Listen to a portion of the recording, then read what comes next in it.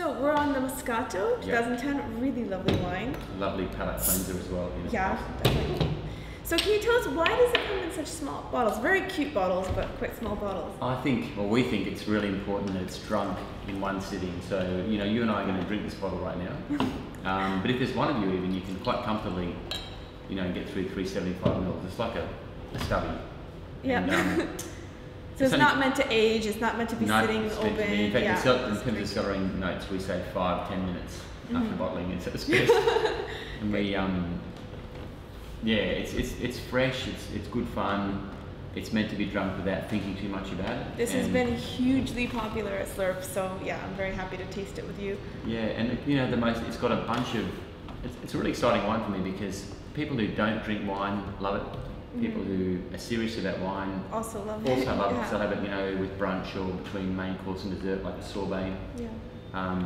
In fact, we've got a guy in Australia making sorbet out of that. Really? Out of that, yeah. I bet it's really nice, actually. It's fantastic, yeah.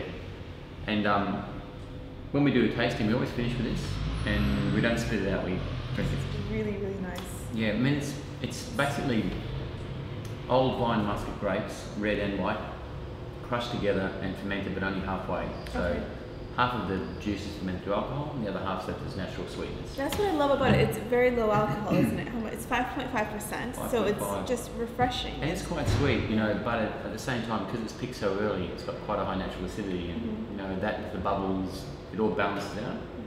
So it's this lovely kind of, actually finishes reasonably dry. Yeah, I love that. It's not too sweet, but it does have that kind of easy sweetness to it. It's very easy to drink. On the palate, it's really, really fresh and kind of low in alcohol, which I think is great. It's very easy to drink. It's a great summer wine. Yeah, for me it's, I'm not sure how you see it, but for me on the nose it's pure musk, sort of Turkish delight. Yeah. In fact, there's one of our chefs makes a Moscato Turkish delight.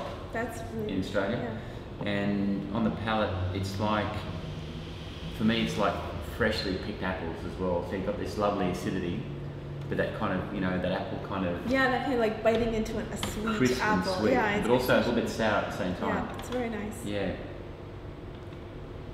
I love that it's not too sweet, actually. It's obviously, it is sweet, but it's not too sweet. And it does actually finish, as you mentioned, kind of a dry finish. It's not kind of hanging down. Yeah, you know, the bubbles help with that too, having a bit of natural carbon dioxide, because that is literally cold fermented and then bottled under pressure. So I guess it does lift it up, doesn't it? Yeah, those bubbles are basically from the fermentation, and they kind of cut through the sweetness and make it appear a little bit, you know, bright and sort of crisp on your tongue. Yeah. So there's quite a lot going on in that wine. When we say it's not to be taken seriously and it's nice and simple, there's actually quite a lot going on. Yeah.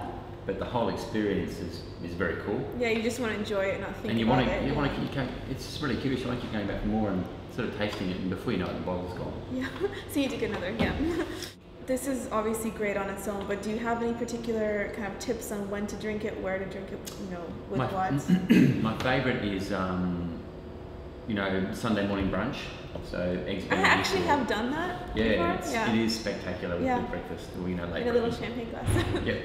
I like it with blue cheese. It's one of the few wines that actually go with ice cream as well, with really good freshly made ice cream. And yeah, it's just kind of good. Well, like I said, we finished main course. You've had enough wine. You're probably going to have dessert wine, but you want a little cleanser in between, and that's when I think it's really nice to have a glass of Moscato as well as a cleanser. Excellent. It's really lovely.